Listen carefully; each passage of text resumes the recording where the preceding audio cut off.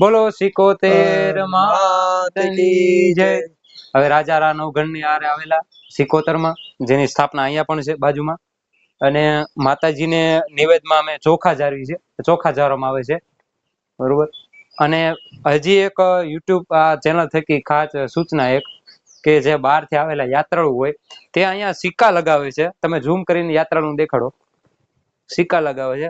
આ સિક્કાની પાછળ કાંઈ ઇતિહાસ છે નહીં, બરોબર। આ જો કે માતાજીનું અહીંયા અમે સિંદૂર લગાવી એટલે સિક્કા ચોંટી જાય છે, તો બહારથી આવવાને ખાસ નમ્ર વિનંતી, કાંઈ સિક્કા ન ચોંટાડવા, કે જેનાથી માતાજીનું મંદિર, મૂર્તિ આખી, ટૂંકમાં ખાંભી આખી અને સિક્કાવાળી થઈ જાય। ઈ અને પ્લસ આ દાદાની, આ જૈન સમાજના દાદા છે। હવે એમની પણ એક એમના શ્રદ્ધાળુ બધા દર પૂનમે આવે, જે નકર સિક્કા બધા લગાવે છે, તો એક સૂચના છે યુટ્યુબ થકી યાત્રાળુને, કે જે સિંદૂર લગાવેલું છે ને એટલા સિક્કા ચોંટે જાય, બાકી દાદાને તથા માતાજીને, બરોબર, એ ઇતિહાસમાં અને સિક્કાને કાંઈ લેવા દેવા નથી।